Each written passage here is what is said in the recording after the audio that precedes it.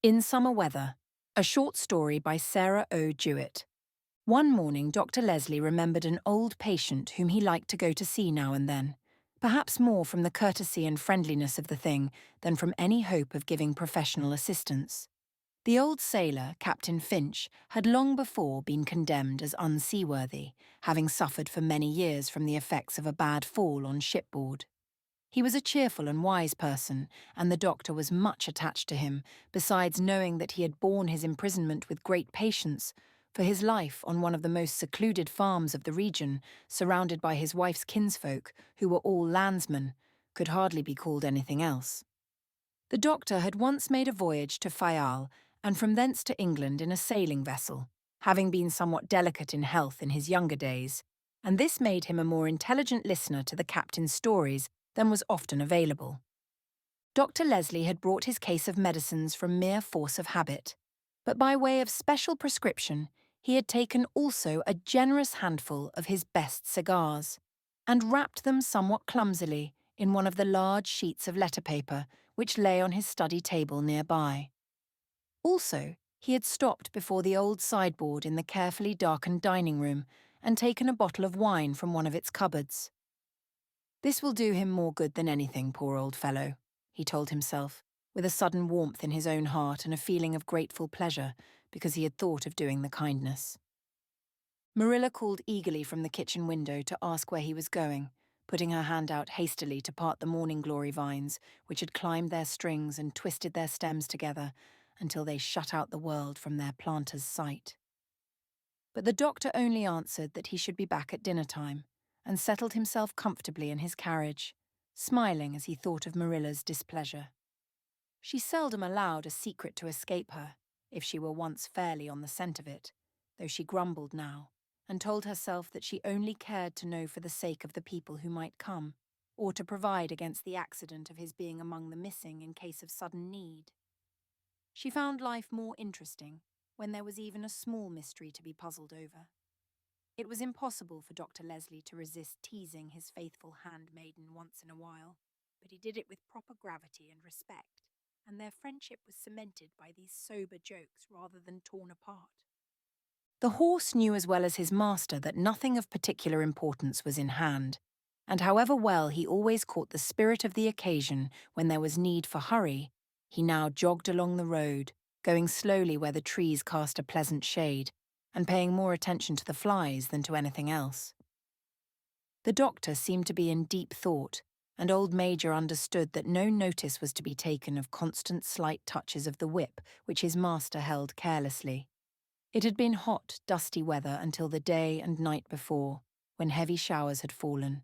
The country was looking fresh, and the fields and trees were washed clean at last from the white dust that had powdered them and given the farms a barren and discouraged look.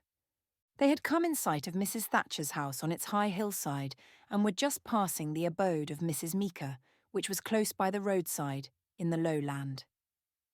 This was a small, weather-beaten dwelling, and the pink and red hollyhocks showed themselves in fine array against its grey walls.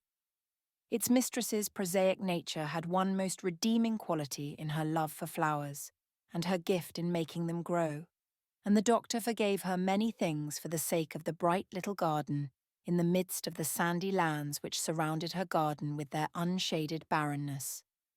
The road that crossed these was hot in summer, and swept by bitter winds in winter. It was like a bit of desert dropped by mistake among the green farms and spring-fed forests that covered the rest of the river uplands. No sentinel was ever more steadfast to his duty in time of war and disorder than Mrs. Meeker, as she sat by the front window, from which she could see some distance either way along the crooked road. She was often absent from her own house to render assistance of one sort or another among her neighbours. But if she were at home, it was impossible for man, woman, or child to go by without her challenge or careful inspection. She made couriers of her neighbours and sent these errand men and women along the country roads or to the village almost daily. She was well posted in the news from both the village and the countryside, and however much her acquaintances scolded about her, they found it impossible to resist the fascination of her conversation, and few declined to share in the banquet of gossip which she was always ready to spread. She was quick-witted and possessed of many resources and much cleverness of a certain sort, but it must be confessed that she had done mischief in her day, having been the murderer of more than one neighbour's peace of mind and the assailant of many a reputation. But if she were a dangerous inmate of one's household, few were so attractive or entertaining for the space of an afternoon visit, and it was usually said, when she was seen approaching, that she would be sure to have something to tell. Out in the country, where so many people can see nothing new from one week's end to the other, it is, after all, a great pleasure to have the latest particulars brought to one's door, as a townsman's newspaper is. Mrs. Meeker knew better than to stop Dr. Leslie if he were going anywhere in a hurry.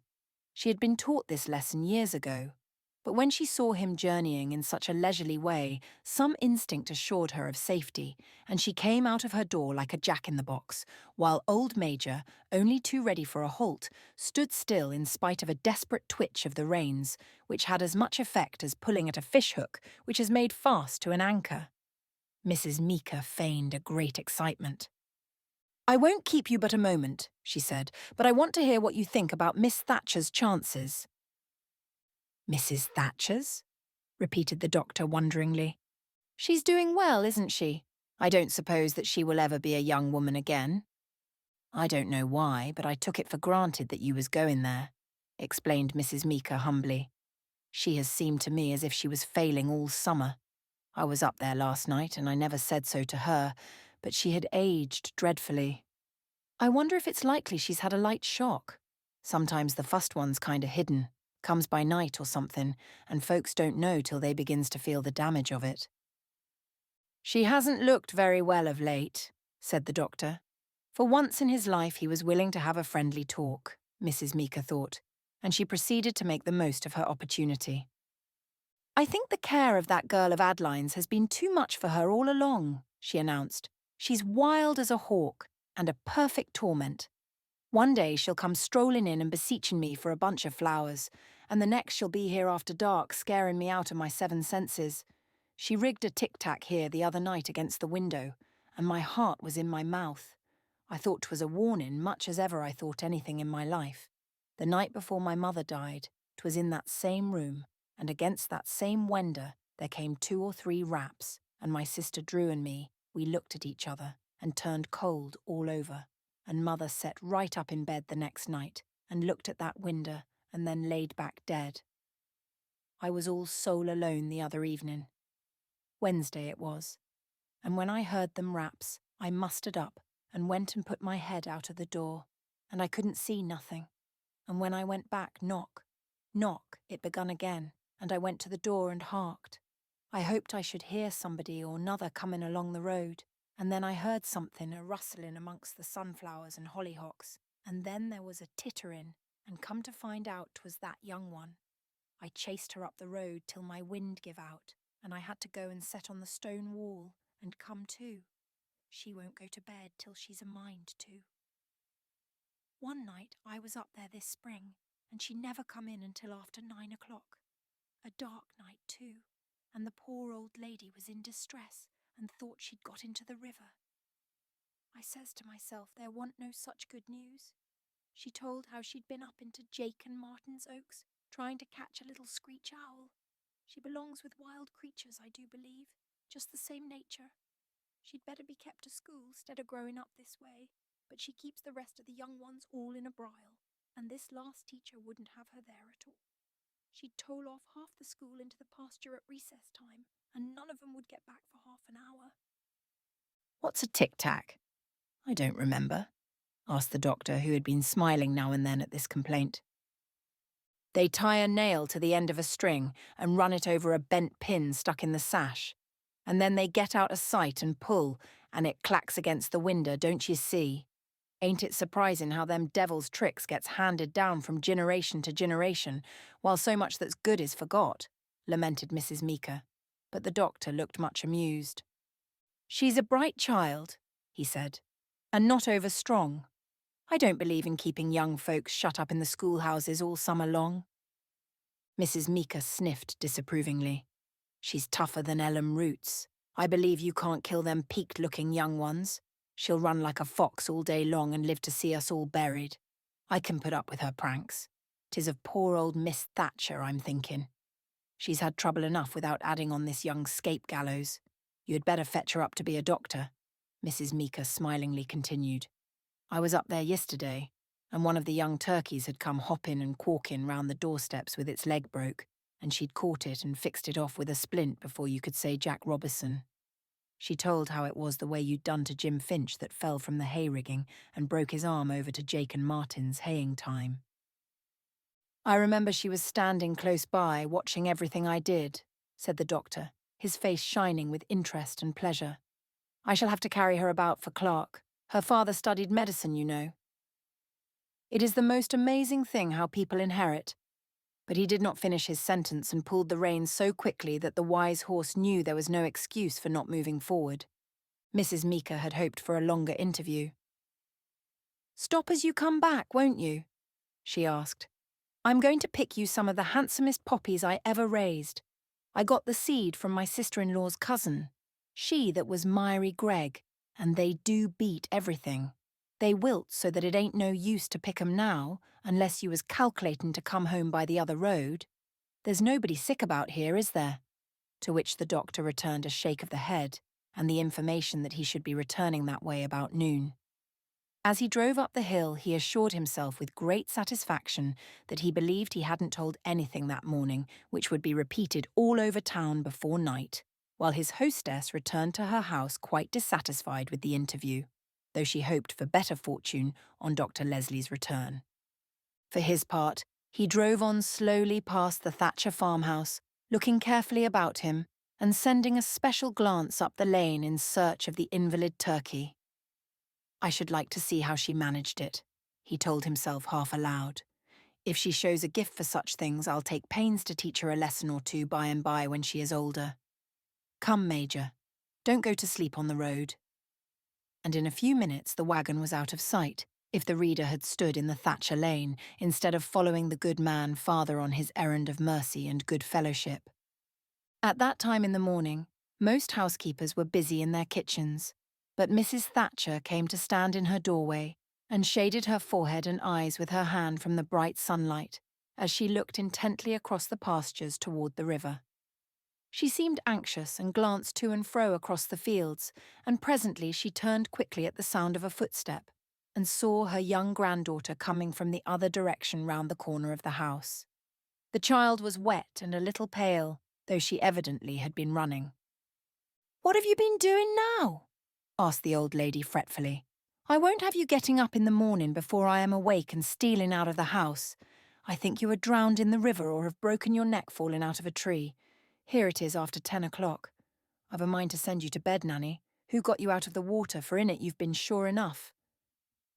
"I got out myself," said the little girl. "It was deep, though," and she began to cry, and when she tried to cover her eyes with her already well-soaked little apron, she felt quite broken-hearted and unnerved, and sat down dismally on the doorstep. "Come in and put on a dry dress," said her grandmother, not unkindly. "That is, if there's anything but your Sunday one fit to be seen.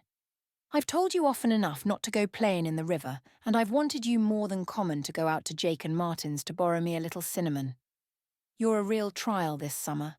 I believe the bigger you are, the worse you are. Now just say what you've been about. I declare I shall have to go and have a talk with the doctor, and he'll scold you well. I'm getting old and I can't keep after you. You ought to consider me some. You'll think of it when you see me laying dead. What a misery you've been. No schooling worth naming," grumbled Mrs. Thatcher, as she stepped heavily to and fro in the kitchen, and the little girl disappeared within the bedroom. In a few minutes, however, her unusual depression was driven away by the comfort of dry garments, and she announced triumphantly that she had found a whole flock of young wild ducks, and that she had made a raft and chased them about up and down the river until the raft had proved unseaworthy and she had fallen through into the water. Later in the day, somebody came from the Jake and Martin homesteads to say that there must be no more pulling down of the ends of the pasture fences. The nails had easily let go their hold of the old boards, and a stone had served our heroine for a useful shipwright's hammer, But the young cattle had strayed through these broken barriers and might have done great damage if they had been discovered a little later, having quickly hied themselves to a piece of carefully cultivated land. The Jake and Martin families regarded Nan with a mixture of dread and affection. She was bringing a new element into their prosaic lives, and her pranks afforded them a bit of news almost daily. Her imagination was apt to busy itself in inventing tales of her unknown aunt, with which she entertained a grandchild of Martin Dyer, a little girl of nearly her own age. It seemed possible to Nan that any day a carriage drawn by a pair of prancing black horses might be seen turning up the lane, and that a lovely lady might alight and claim her as her only niece. Why this event had not already taken place, the child never troubled herself to think. But ever since Marilla had spoken of this aunt's existence, the dreams of her had been growing longer and more charming, until she seemed fit for a queen and her unseen house a palace. Nan's playmate took pleasure in repeating these glowing accounts to her family, and many were the head-shakings and evil forebodings over the untruthfulness of the heroine of this story. Little Susan Dyer's only aunt, who was well known to her, lived as other people did in a comparatively plain and humble house, and it was not to be wondered at that she objected to hearing continually of an aunt of such splendid fashion. And yet Nan tried over and over again to be in some degree worthy of the relationship. She must not be too unfit to enter upon more brilliant surroundings whenever the time should come. She took care that her pet chickens and her one doll should have high-sounding names, such as would seem proper to the aunt. And, more than this, she took a careful survey of the house whenever she was coming home from school, or from play, lest she might come upon her distinguished relative unawares. She had asked her grandmother more than once to tell her about this mysterious kinswoman, but Mrs. Thatcher proved strangely uncommunicative, fearing if she answered one easy question, it might involve others that were more difficult. The good woman grew more and more anxious to fulfill her duty to this troublesome young housemate. The child was strangely dear and companionable in spite of her frequent naughtiness. It seemed, too, as if she could do whatever she undertook, and as if she had a power which made her able to use and unite the best traits of her ancestors, the strong capabilities which had been illy balanced or allowed to run to waste in others. It might be said that the materials for a fine specimen of humanity accumulate through several generations, until a child appears who is the heir of all the family wit and attractiveness and common sense, just as one person may inherit the worldly wealth of his ancestry.